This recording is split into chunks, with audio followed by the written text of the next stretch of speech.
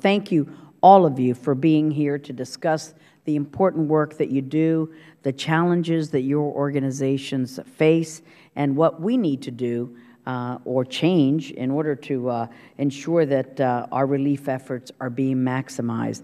I want to extend a heartfelt thank you to each and every one of you and your organizations who, in many instances, have caregivers and risking their lives on a daily basis in order to get supplies to those in dire need. It's a dangerous job, and I'm sure it's a rewarding job, but it's often a thankless job, and at least by those who aren't directly impacted by your work on the ground in Syria. So thank you so much. What more do you need from the U.S. and other donor countries? What is the most pressing issue that isn't being adequately addressed? Ms. Koppel, we'll start with you. Thank you, Madam Chairwoman. I would say, as many of my colleagues have already cited, to fund the basically for FY15 funding to restore the humanitarian assistance cuts that were made in the FY15 request by the Obama administration, restore them to FY14 levels, especially IDA, MRA, and Food for Peace. We would also urge you to use your influence with the administration to get the UN to fully implement 2139.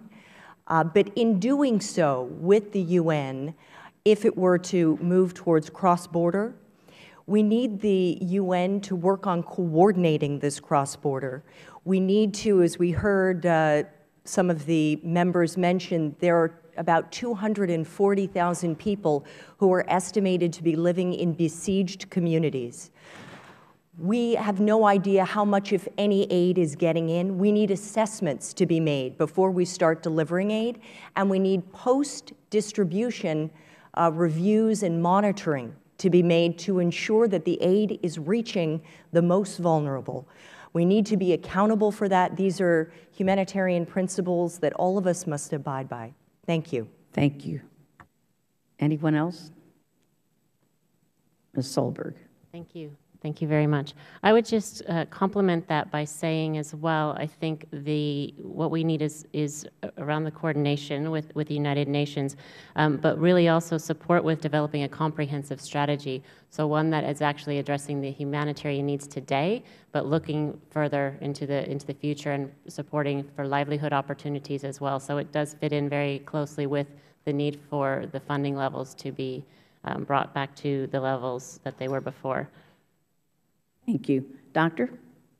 A few things. The first thing, that the United Nations distribution of aid has been changed in the last year, and according to the reports, that 85% of food distribution and 75% of medical aid is distributed only through the regime-controlled areas.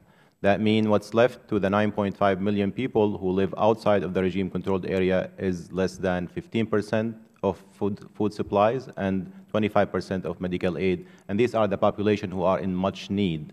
So somehow we need to change this formula so we can support the organizations, the NGOs that are assisting the people who are in much need, not probably through the United Nations, but through different ways. We have to change this, reverse this formula.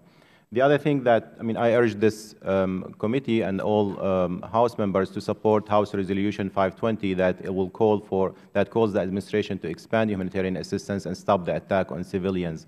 The attacks on civilians and hospitals and infrastructure is continuing unhampered, and it's causing more destruction of hospitals and clinics and bakeries and schools that we can build and that we can support. So unless we can stop the barrel bombing and unless we can stop the bombing of hospitals and schools, then whatever we do will not be able to sustain and support the population. The population in the city of the Aleppo, which is the largest city in Syria, need to breathe, need to care about development. The civic society need to work. And if you have a 20-barrel bomb raining on you every day, no matter what we do, we cannot support them. So they're forced to be displaced, they're forced to be leaving to Turkey or to the neighboring countries, and this is a huge problem. So somehow the administration have to stop that from happening. Thank you. Ms. Romero? Yeah, I mean, I would support everything everyone has said already, particularly around the need for sustained funding and the need to support the access resolution, the implementation of that, and the emphasis on cross-border aid. Adding to that, the need for more funding specifically for cross-border aid, more flexible funding models than what we have at present, but also